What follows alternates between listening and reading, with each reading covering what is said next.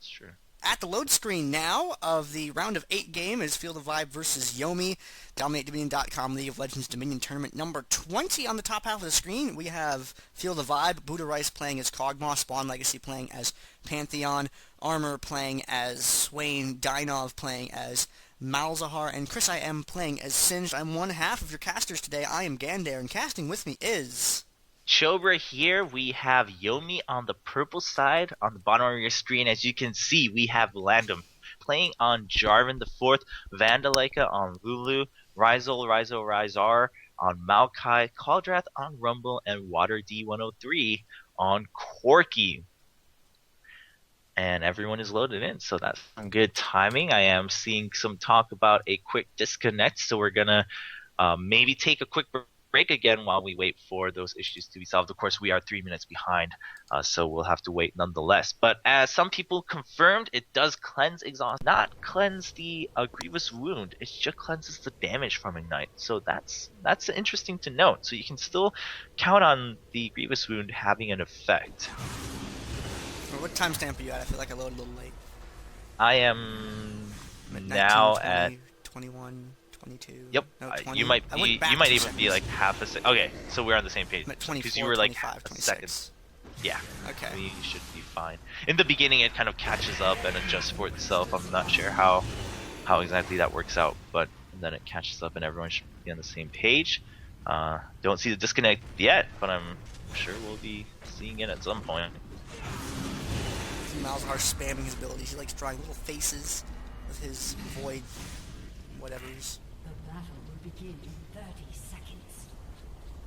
Everything looks kind of normal right now. We got 80 Malzahar going down on the bottom. For those of you that are not familiar with how attack damage Malzahar works, he gets attack damage, and the dog, the Voidling, does attack damage.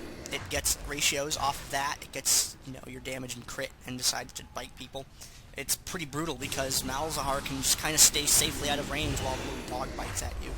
However, you can kind of counter that with Nunu, who will just eat the dog. That's not very nice of him, but it's pretty good. He's going to be going against a Maokai down on the bottom. And it's interesting to actually see that Malphite just didn't get through at all this particular game. So that's another... we've always seen in weeks past how it's always Yorick getting banned or picked. It's always Malphite getting banned or picked. It's always XYZ champ, except for Caston, where it is actually always Caston.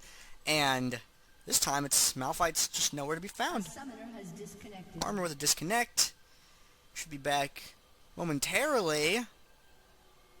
I was worried about the spectator client having issues, but now, it's game on. Now it's the game. Anybody's issues. We have thankfully gotten through many of those issues on Dominate Dominion, though, so can't complain. There have been worse, of course, for various other events, so we have it pretty good over here. But yeah, I think that's kind of what I was touching upon. I think it's nice to start seeing these shifts. Those quote-unquote OP champions just going unnoticed, not banned, not picked.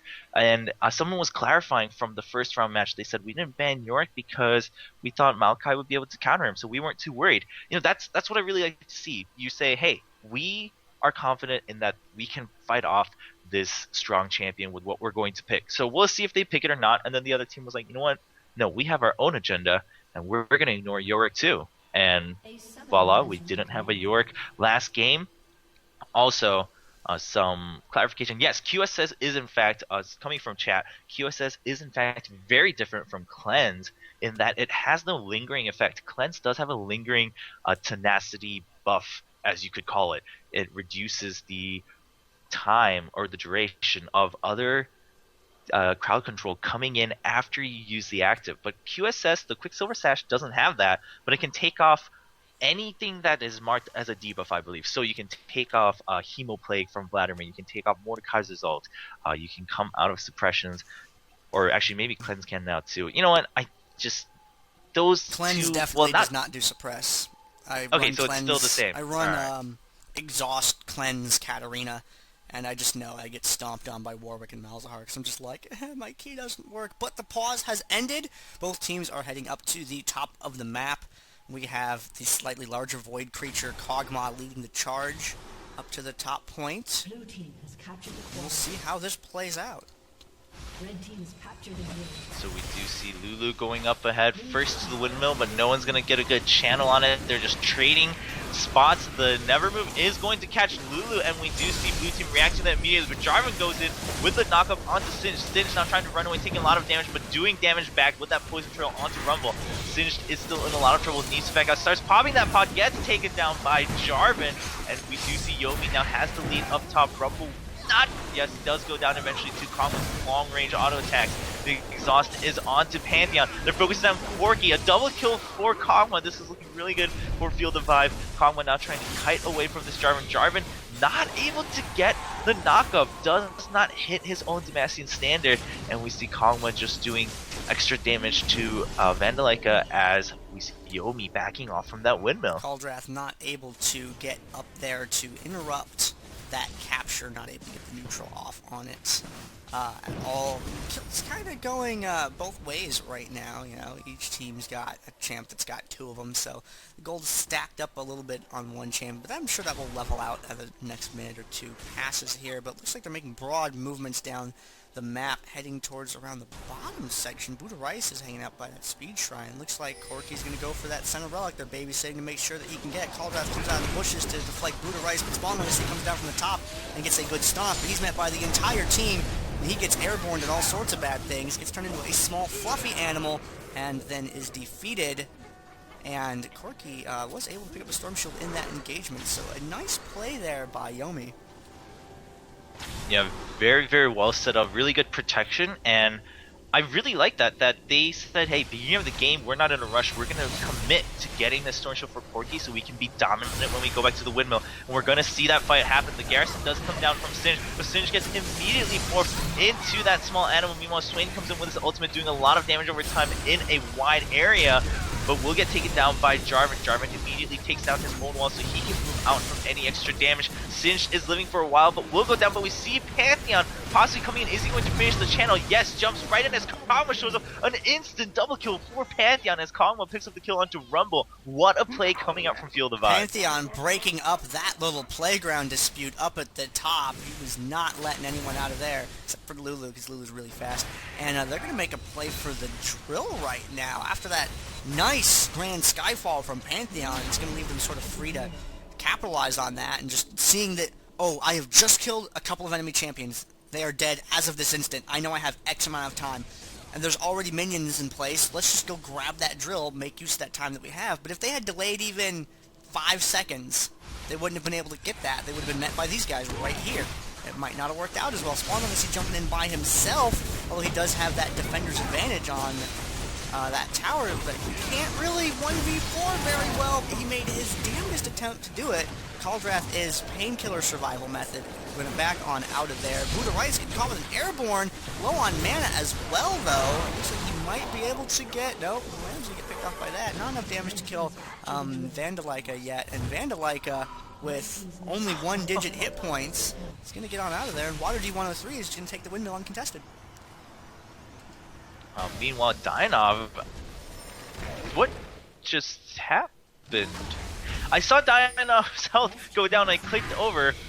He was next to Minions. I'm assuming Minions finished him off, but we do see Swain also in a little bit of trouble as Maokai continues to chase. Swain is out of mana. This is Maokai's kill as soon as that Twisted Advance comes up, but he still has a little bit of cooldown. The snare will miss though. Maokai needs to get the no. The health relic comes through and Malzahar shows up. Is this going to be a turnaround? Maokai still chasing down on Swain, but I don't think he has the damage. Will the sapling follow through? The sapling is too slow. Swain will get away and Maokai gets taken down by Malzahar. Meanwhile, on top of the map, both teams are setting up once again. We see Spawn Legacy jumping right onto Water D103, but a good exhaust is going to mitigate a ton of that damage on top of the shield coming out from Lulu. We see the knockup coming out on top of Rumble's equalizer. Jarvan zoning out Buddha Rice completely. The cleanse comes out, of course, still trapped in that wall, but no problem. The damage is enough to take down Jarvan, and now it's down to a 3v3 as Swain comes up. However, Yomi not in a good spot. Corki's really low. So is Rumble. Rumble and Lulu both get caught in that snare coming up from Swain across the wall. They're going to be forced to back off as Spawn Legacy zones out Corki for a free kill.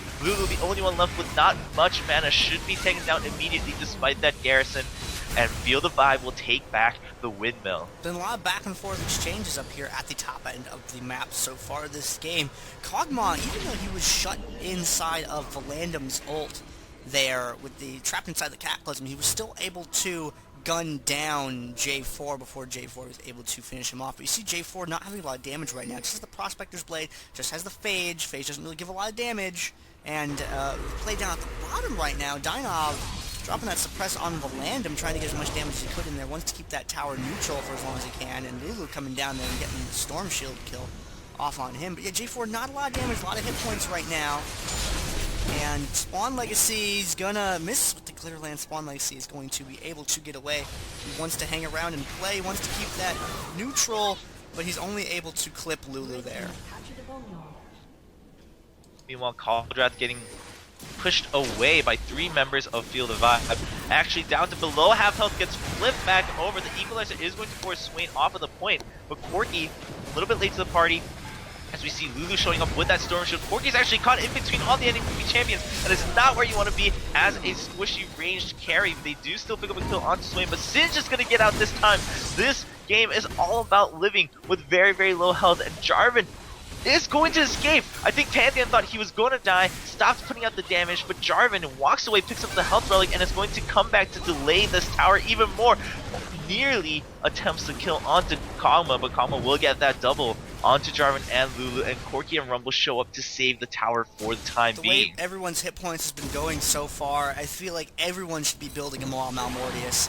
Kog'Maw gets shut down over there by Rumble, and they are able to keep the drill under their control. Although you need to throw off these creeps, because creeps will take towers away from you when you are not looking. And right now, everything is a little bit calm. J4 has picked up a Zeke's Herald, so it looks like he's going for more of a tanky kind of utility than a damage destructive sort of thing, whereas Kog'Maw almost has a Phantom Dancer completed now. We do see Yomi setting up for a windmill assault. Spawn Legacy coming in from the side at low health, but still puts out some good damage. Needs to back off though. The Phosphorus Bomb doing a lot of damage on top of the basic attacks from 14. Jarvan gets the shutdown. Jarvan has taken a lot of tower damage, so he needs to back out. No, he will go down to Singe's Poison Trail on top of the tower hit, and Singed is quite tanky. There is a huge rumble. The ult is going to help zone out the enemy team, but not going to do as much damage, and it was a little late for the zone out as Kog'Maw shows up for a double kill onto Corki and Lulu. Rumble once again running away at about 300-400 health. Gonna pick up that health rally. Is he going to stay and try to fend off this assault onto the drill? We see Singed maybe looking to go back around, and he's just going to clear that minion wave with the Poison Trail. And Budavar's actually just going to go ahead and back off. They're content with the 3 cap. They just want to keep pressure onto the drill.